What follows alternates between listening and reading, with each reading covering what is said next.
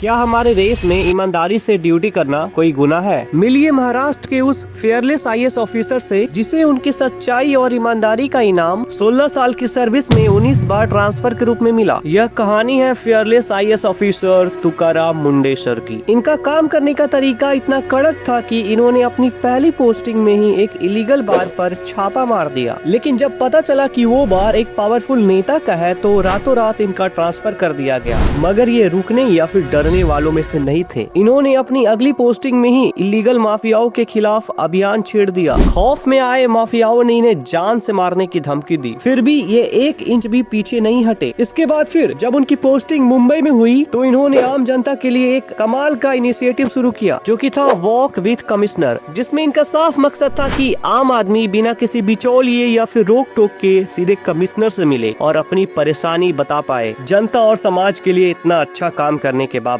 इस corrupt system ने इन्हें बार बार सिर्फ और सिर्फ ट्रांसफर का ही तोहफा दिया। 16 साल के करियर में इनका 19 बार ट्रांसफर हुआ। यह इस बात का पक्का सबूत है कि जब कोई ऑफिसर पूरी ईमानदारी से काम करना चाहता है तो इस करप्ट सिस्टम को काफी तकलीफ होती है। यूपीएससी के इंटरव्यू में हर एक कैंडिडेट आसानी से बोल देता है मुझे लोगों के लिए काम करना है, मुझे देश के लिए काम करना है, लेकिन जब वो ड्यूटी पर आते हैं तो वो भी करप्ट सिस्टम के साथ मिलकर काम करने लगते हैं। बट ये तुकाराम मुंडेश्वर ऐसे बिल्कुल नहीं थे। इन्होंने सिर्फ बोला नहीं बल्कि करके दिखाया। सिस्टम ने इन्हें रोकने की लाख कोशिश की बट ये रुके नहीं, झुके नहीं। अब मेरा सवाल आपसे ये है कि क्या इस देश में ईमानदार ऑफिसर होना सबसे बड़ा गुनाह है? आपको क्या लगता है? कमेंट्स में जरूर बताएं।